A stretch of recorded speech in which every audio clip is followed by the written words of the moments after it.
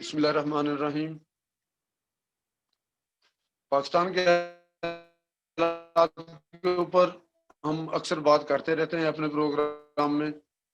तो आज हम ग्लासगो में बैठे हुए अपने दोस्त और बहुत ही ज़बरदस्त तज्ज़ियाकार डॉक्टर मोहम्मद हाफ़िज़ अरशद के साथ बात करेंगे। 2-3 सवालात हैं, आगे जैसे प्रोग्राम चलता रहेगा वैसे-वैसे बात भी होती रहेगी। सबसे पहला सवाल डॉक्टर साहब, अस्सलाम वालेकुम। वालेकुम अस्सलाम जी, शुक्रिया जी। क्या हाल-चाल है डॉक्टर साहब? अल्हम्दुलिल्लाह जी। पहले तो जी सबसे पहले शुक्रिया कि आपने हमें दावत दी। कोई आपके प्रोग्राम के तवज्जुह से चलें, हमारा कुछ लोगों से राब्ता हो जाता है, हम जो है वो हमारी बात, आपकी बात जो है वो दुनिया में बाहर जो है वो जाती है। चलें, शुक्रिया जी। जी, जी, बिल्कुल, वेलकम करते हैं जी आपको अपने प्रोग्राम में। तो जी, सबसे पहले बात करेंगे ताज़ा-तरीन सूरत-ए-हाल है जो पाकिस्तान की मीडिया पे छाया हुआ है। जी, जी। डार साहब का बीबीसी को दिया गया वो इंटरव्यू जिसमें वो बड़ा हो रहा है आज कि स्टीफन ने वो सटपटा के रख दिया को। तो सबसे पहला सवाल तो इसी पे करेंगे। हुँ, हुँ। इसहाक डार साहब ने अपनी जो पूरी दुनिया में जो अपनी जो आज प्रॉपर्टी जो ओन की है और अपने बेटे के नाम पे एक विला दुबई में वो कुछ अर्सा पहले उसके बेटे अली डार का जो इंटरव्यू चला जियो न्यूज के प्रोग्राम में, तो उसमें उन्होंने 51 विलाज वो ओन किए थे कि मेरे 51 विलाज हैं, लेकिन मैं डेवलपर हूँ, इनको डेवलप करके सेल कर देता हूँ। तो सबसे पहले इस पे बात करेंगे कि आप क्या समझते हैं कि इसहाक डार के वाकई पाकिस्तान या पूरी दुनिया में सिर्फ एक प्रॉपर्टी है? नहीं, ये अगर आप प्रॉपर्टी की बात करें, उसकी डिटेल या उसके बहुत ज़्यादा तफ़सील में तो ना मुझे इल्म है, ना मैं जाऊँगा। लेकिन ये मेरा मानना नहीं है कि उसकी सिर्फ़ एक ही प्रॉपर्टी होगी। लेकिन वो जो जो पाकिस्तानी मीडिया में या जो बातचीत चल रही है कि जी बहुत ज़्यादा प्रॉपर्टीज़ हैं या ऐसे है, वो ऐसे ही है ना मुख्तलिफ, जैसे उसके बेटों के नाम है या उसके बेटे अपना बिज़नेस करते हैं इंडिपेंडेंट। तो वो उसके बेटे जो हैं जवान हैं, शादीशुदा हैं, जो भी। तो वो अपना बिज़नेस कर रहे हैं और तकरीबन उनका बिज़नेस आज से नहीं है, कोई 17 साल से उसका बेटा जो है ना अली, वो कर रहा है बिज़नेस। तो जिस वजह से वो उसका है, अब जैसे इसको कह लेंगे बेनामी है, किसी और के नाम है या ऐसे है। एक प्रॉपर्टी जो उन्होंने कहा है कि मेरी फलाँ जगह पे है इस्लामाबाद में, उन्होंने तो वही क्लेम किया, लेकिन अब इसकी डिटेल अगर पूछें मुझसे, मुझे इसके बारे में कोई इतना इल्म नहीं है। तो इसके बारे में मैं तो कोई या कमेंट कोई इंटरव्यू के दौरान अपना उन्होंने जो अपना हतमी हतमी मैं कोई बात नहीं कर सकता कि उनकी कितनी है प्रॉपर्टी कितनी है, लेकिन मेरा नहीं ख्याल कि ये बात मानने वाली है पाकिस्तान में ये समझते हैं, पाकिस्तान में रहने वाले लोग समझते हैं कि हुँ, इसहाक डार के जो असासे हैं वो उनकी आमदन से मुताबिकत नहीं रखते। ये अक्सर जी, लोगों की राय है। बाकी जो कानून जाने या उसका रास्ता जाने। मैं अगली जी, बात जी। करूँगा आर्मी चीफ के बारे में उन्होंने कहा। आर्मी चीफ के बारे में कहा कि उन्होंने 2018 के इलेक्शन को रिग किया है।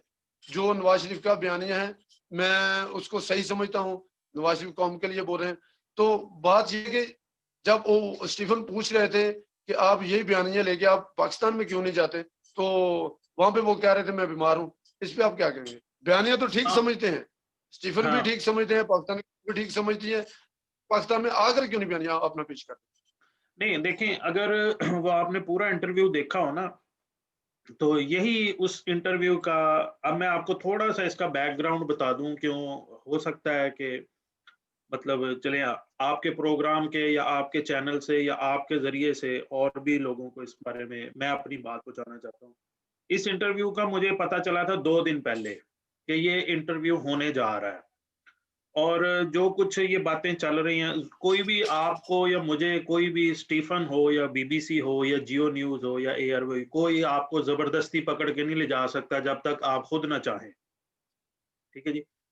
तो ये बाकायदा प्लान किया गया, बीबीसी को जी, खुद जी। रिक्वेस्ट की गई, बीबीसी को खुद रिक्वेस्ट की गई कि जी हम अपना मौक़िफ़ जो है ना वो देना चाहते हैं क्योंकि पाकिस्तान के मीडिया में हमारा मौक़िफ़ जो है वो नहीं सुनाई देता या हमारा मौक़िफ़ जो है वहाँ पे नहीं चलता। तो इन्होंने खुद रिक्वेस्ट करके वहां पे की। फिर ये जी, अगर जी। आप हार्ड टॉक के हवाले से बात करें, ये पूरी दुनिया का सबसे मशहूर तरीन या कह लें कि एक सख्त तरीन प्रोग्राम होता है, जिसमें वो जो एंकर है वो है ही फेमस इस लिहाज से या इस हवाले से है कि वो बिल्कुल जो है ना बगैर किसी लगी लिपटी के वो सवाल करता है, बगैर किसी लगी लिपटी के वो बात करता है। तो इसीलिए वहां पे रखा गया था कि जो भी बात हो वो बिल्कुल क्लियर और ओपन हो। अच्छा, तीसरी बात, अब मैं आता, ये तो है इसका थोड़ा सा बैकग्राउंड। अब आते हैं उसके सवाल पे या उसके आपके जो आपने जी, सवाल किए, जो आपने सवाल किया है वो ये कि इसमें क्या उसे बोलते आर्मी हैं। चीफ 2018 में इलेक्शन रिग किए और हाँ, नवाज शरीफ को बाहर अब निकाला। ये देखिए और ना, अब यही यही बात मैं करना चाह रहा था। आपके ये सवाल पे मुझे बड़ा, मैं भी बड़ा हैरान हुआ हूँ कि उस पूरे इंटरव्यू के दौरान वो जो एंकर है स्टीफन, उसने ये कोशिश की इसहाक डार के मुंह से आर्मी चीफ का नाम निकलवाने की, या जब उसने ये सवाल किया, लेकिन इसहाक डार साहब ने जो है वो ना किसी का नाम लिया वहां पे, ना उसने आर्मी चीफ का नाम लिया, ना आर्मी चीफ को ब्लेम किया। उसने पूरी एक जनरल बात की है कि जी हमारे यहाँ जो है वो इलेक्शन ऐसे रिग हुआ है और वो ऐसे ऐसे जो है। आर्मी को ब्लेम करते रहे, लेकिन उन्होंने इंटरनेशनल कभी वो हिलरी क्लिंटन के इंटरव्यू का हवाला दिया, कभी हाँ, मैं आलमी वही, जो मुख्तलिफ जो मैं पाकिस्तान उसी, मुखालिफ जो कुव्वतें हैं को उन्होंने कहा कि ऐसी रिपोर्टें आती रहती हैं, उनको कोड हाँ, किया उन्होंने। हाँ, हाँ, बिल्कुल। अब देखिए ना, अब वो बाहर क्यों बैठे हैं? अगर किसी को ये तवक्को हो कि यहाँ पे इंसाफ मिलेगा पाकिस्तान में, तो कोई भी नहीं ऐसे बाहर बैठता। किसी को उसने यही कहा, उसने कहा कि मैं जो है वो जाना चाहता हूँ, लेकिन वहाँ पे नैब का रवैया ये है, नैब की कस्टडी में 5 या 6 या जितने भी हैं, वो बंदों की डेथ हो गई है, उसका ज़िम्मेदार कौन है? पाकिस्तान के, जब से पाकिस्तान बना है तब से लेके अब तक किसी प्राइम मिनिस्टर, कोई पॉलिटिशियन, कईयों को गोलियां मार दी गई, कईयों को हवालात में, कईयों को अदालती फांसियां दी गई, सब पॉलिटिशियन। तो ऐसे हालात में मैं कहता हूं कि ये बहुत, उन्होंने इसहाक डार साहब ने वहां पे ये सारा बयान किया कि अब आप मुझे ये बताएं कि ऐसी सिचुएशन में हम क्यों जाएं पाकिस्तान।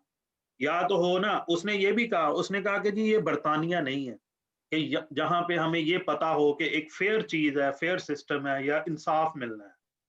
उसने कहा वहां पे फांसियां दी जाती हैं, गोलियां मारी जाती हैं सियासतदानों को, चाहे वो किसी भी पार्टी का, किसी भी जमात का।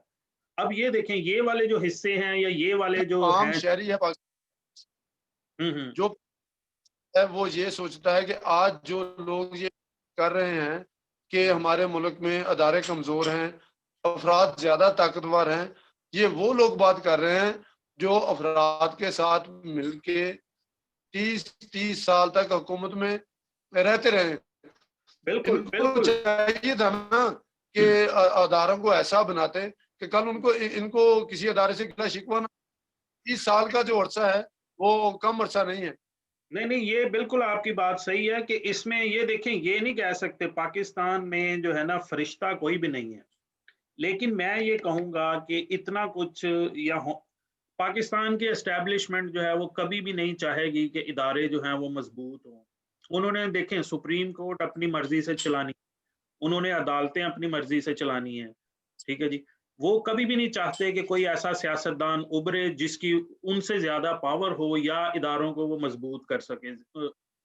जुल्फकार अली भुट्टो की मिसाल आपके सामने है, ठीक है। बाद में सारी दुनिया को अब पता है कि उसकी फांसी की वजह क्या बनी या क्या, अब तो हर चीज खुल गई ना। हिस्ट्री जो है ना वो तारीख कभी भी छुपी नहीं रह सकती, वो हमेशा कभी ना कभी सामने आती है। सो इसलिए ये पीएमएलएन जो है आज कह रही है कि ये ऐसे है, बिल्कुल ये 30 साल उस हुकूमत में रहे हैं, इन्होंने एंजॉय किया, बिल्कुल मैं कहता हूँ कि ये भी कसूरवार हैं। इन्होंने तब स्टैंड लेना चाहिए था, जो अब स्टैंड लिया है इनको पहले लेना चाहिए था, बहुत पहले ले लेना चाहिए था, तो शायद ये मुल्क के हालात जो हैं वो इतने गंभीर ना होते। और बाकी स्टीफन ने पूछा था जी, जी। इंटरव्यू में, वो जो बीबीसी के सहाफी थे स्टीफन, उन्होंने पूछा था कि आप ज़िया की गोद में बैठ के आए हैं, तो आप आज कैसे कह सकते हैं कि आप आर्मी को सियासत से अलग कर दें? ये बात अलग है, सारी दुनिया मानती है कि पाकिस्तान की एस्टेब्लिशमेंट मुदाखलत करती है पाकिस्तानी सियासत में। लेकिन जहाँ पे वज़ीर-ए-आज़म पाकिस्तान के वज़ीर-ए-आज़म को कत्ल किया गया, फांसियों पे चढ़ाया गया, मुल्क बदर किया गया, लेकिन जहाँ तक पाकिस्तान की कौम अवाम देखती है, किसी एक भी वज़ीर-ए-आज़म ने एस्टेब्लिशमेंट के रवैये के ऊपर इस्तीफ़ा किसी ने नहीं दिया। सब ने अपनी-अपनी हुकूमतें एन्जॉय की, सब ने अपना-अपना जो ख़ानदान है, उनको आगे ले गए। आज भी मॉरिशस सियासत इसी चीज़ का हिस्सा है। चलें हम अगले सवाल की तरफ जाते हैं। इसहाक डार का इंटरव्यू आने से पहले पाकिस्तान में एक वेब बनी हुई थी जो मुल्तान में जलसा हुआ पीडीएम का। पूरे हाँ, मुल्क के जो थे, वो ख्वाह पीपल्स पार्टी के हों, नून लीग के हों, मौलाना फजल रहमान फ़ैज़ के हों, जमीयत उलमा इस्लाम के हों, वो उनमें एक जोश और वल्वला था।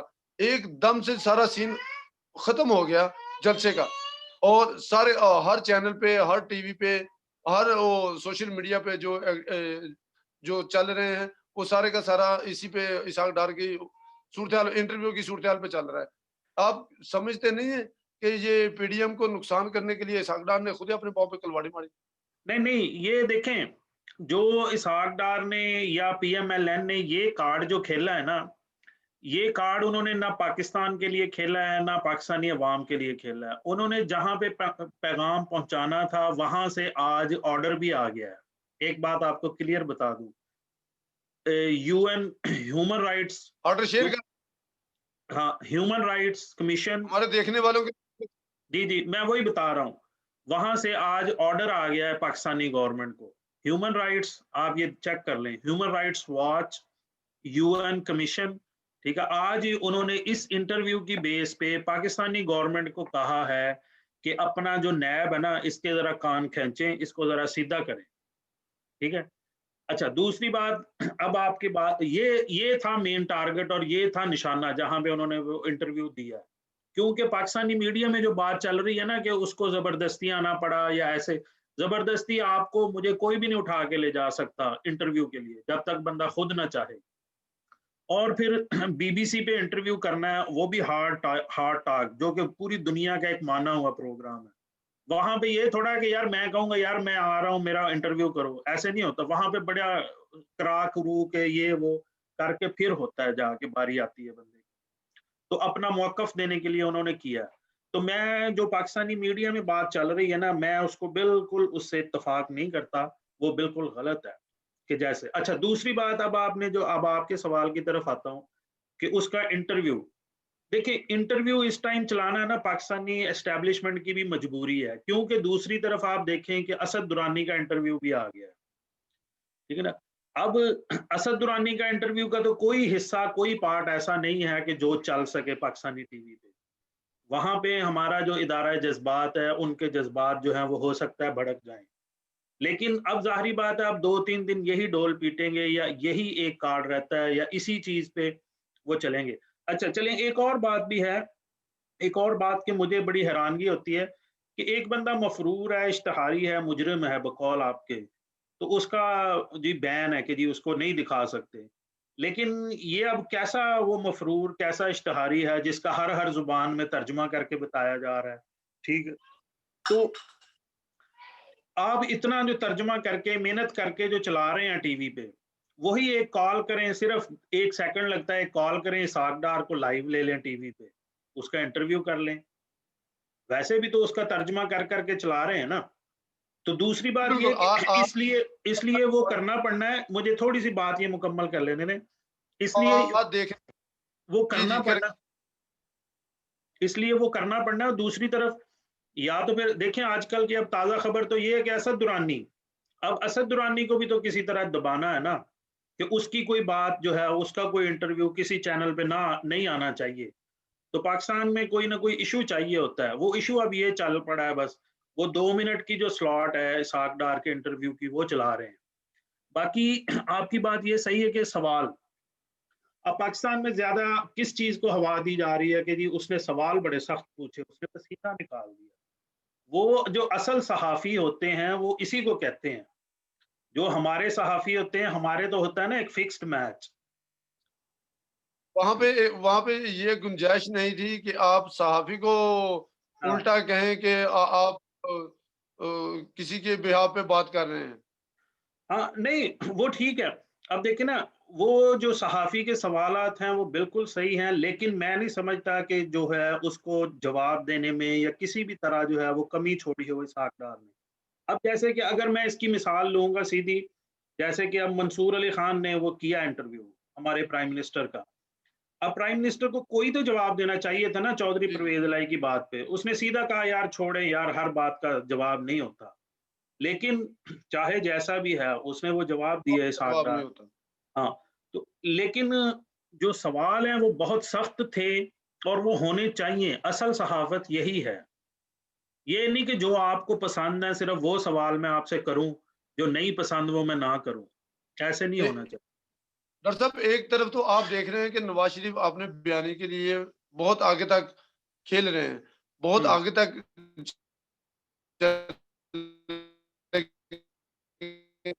और इसहाक डार के इंटरव्यू में भी वो उनका क्या चाहती है। लेकिन दूसरी तरफ मियाँ शहबाज शरीफ साहब, जो मियाँ नवाज शरीफ के छोटे भाई हैं, साबका वज़ीर आला साथ आज उनकी चौधरी निसार के साथ मुलाकात हुई। चौधरी निसार को आप जानते हैं कि वो वाहिद सियासतदान है पाकिस्तान के, जिन्होंने स्टेटस को का मुकाबला करने के लिए अपने आप को पेश किया।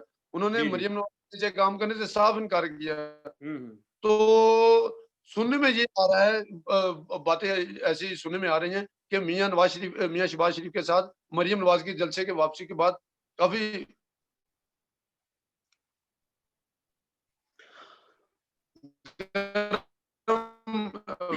बहस हुई इसी चौधरी निसार को लेकर।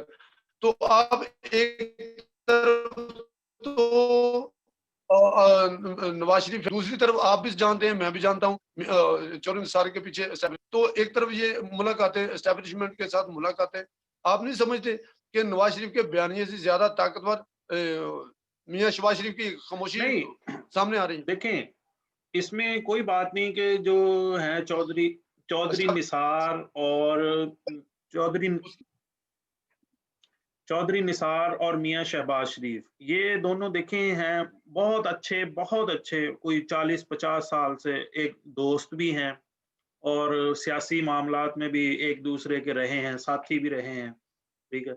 फिर हर मामले में मतलब आप इनको ये कह लें कि वो जो होता है ना कि चाइल्डहुड फ्रेंड, चड्डीदार फ्रेंड, ये वो हैं। जी, जी, और सियासत भी दोनों का जो सियासत का स्टाइल है, वो भी दोनों का सेम है। ये दोनों एस्टेब्लिशमेंट के साथ मिलके या मुफ़ाहमत वाली सियासत करते हैं। अब दोनों भाइयों में फ़र्क भी यही है कि नवाज़ शरीफ जो हैं वो अब आगे निकल चुके हैं। वो बहुत जो है ना वो उन्होंने एक बस लाइन लगा दी है कि नहीं। लेकिन शहबाज शरीफ साहब की अभी भी कोशिश है, जैसे उन्होंने पिछले दिनों में नेशनल डायलॉग की बात की। मैं उसके हक में हूँ, फ़ेवर में हूँ क्योंकि डायलॉग के बगैर कोई गुज़ारा नहीं है। यहाँ पे ये तो हो नहीं सकता कि एक तरफ नून लीग बंदूकें लेके खड़ी हो, एक तरफ पीटीआई खड़ी हो, एक तरफ आर्मी खड़ी हो, तो बंदूकों से कोई हल की नहीं हो। बात कर रहे थे तमाम जमातों के साथ। हाँ जी? डॉक्टर साहब, वो बात कर रहे थे पाकिस्तान की तमाम जमातों के साथ डायलॉग की। लेकिन या तो देखने में आ रहा है कि ये तो डायरेक्ट वो एस्टेब्लिशमेंट के साथ वो डायलॉग वाली बात शुरू हो गई। नहीं, नहीं, नहीं, नहीं। सियासी जमातें देखिए जो सियासी जमातें होती हैं या कोई भी है ना पाकिस्तान के जितने भी सतून हैं, जब नेशनल डायलॉग होगा तो उसमें हर बंदा जो है वो शामिल होना चाहिए, हर मसलन जैसे कि अदलिया है, ठीक है? वहाँ से भी हो नुमाइंदे, मीडिया है, उनसे भी हो, क्योंकि ये मेन सतून है ना। फिर सियासी जमातें जितनी हैं वो भी हों, एस्टेब्लिशमेंट हो। अब एस्टेब्लिशमेंट में देखिए कभी हमने सुना है कि जी पाक फ़िज़ाइया का किरदार है या बहरी फ़ौज का किरदार है, वहाँ पे है आर्मी, आर्मी हो, ठीक है ना? तो आज तक कभी किसी ने ये क्यों नहीं कहा कि जी पाक फ़िज़ाइया जो है वो हमारी सियासत में वो करती है मुदाखलत, आर्मी पे ही क्यों नाम आता है? तो का नाम लिया जाता है। इसलिए आर्मी का होना भी ज़रूरी है क्योंकि वो भी इस सारे सिस्टम का एक हिस्सा है। तो जितने स्टेक होल्डर्स हैं वो सारे मिल के बैठे हैं, जो एक दूसरे के साथ गिले-शिकवे, मामलात, रफ़ा-दफ़ा होंगे तो फिर ही ये मुल्क आगे बढ़ेगा। नहीं तो इस टाइम देखें, इस टाइम जो है ना अपोज़िशन पीछे हटने को तैयार है, ना गवर्नमेंट।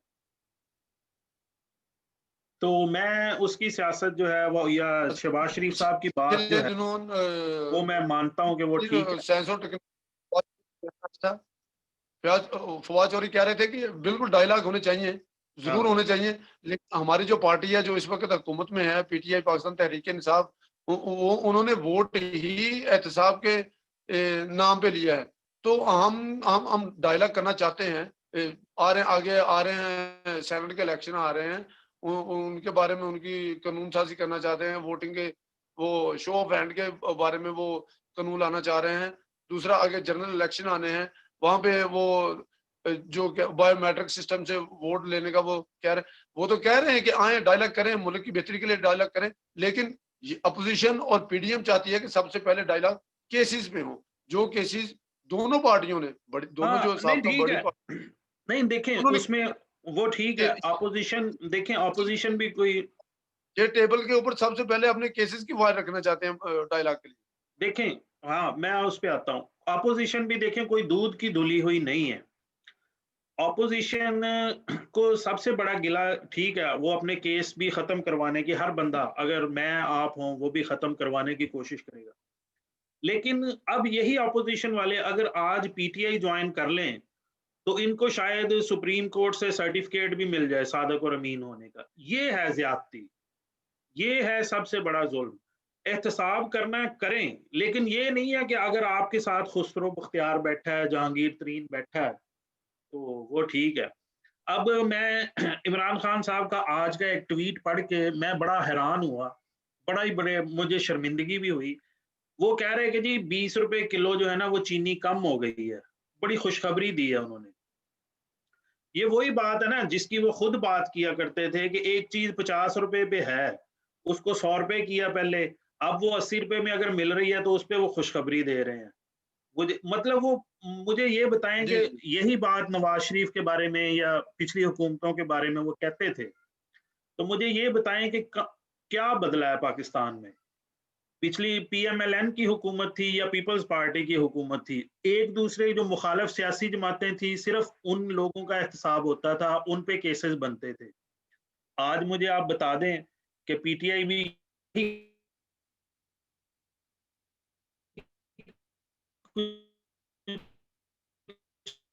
कर रही है जो ये पिछली जमातें कर रही हैं, उस पे हर तरह का केस है, उस पे मीटर चोरी का भी केस है, भैंस चोरी का भी केस है।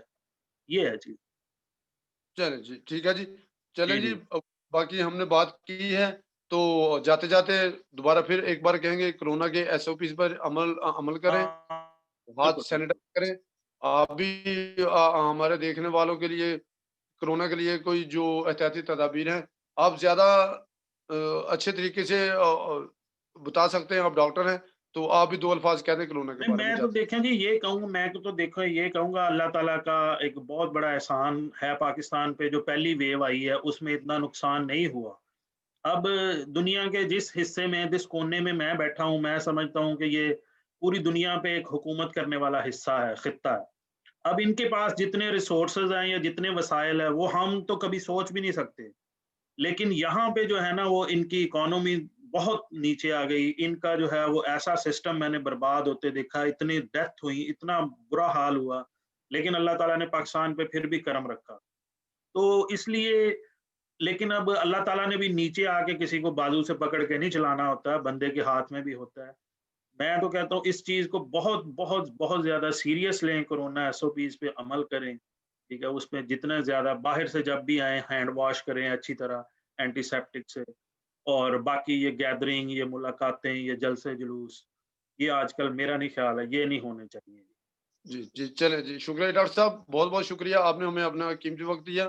चलिए शुक्रिया नाज़रीन, जी। अगले प्रोग्राम तक के लिए हमें इजाज़त दीजिए। अल्लाह हाफ़िज़।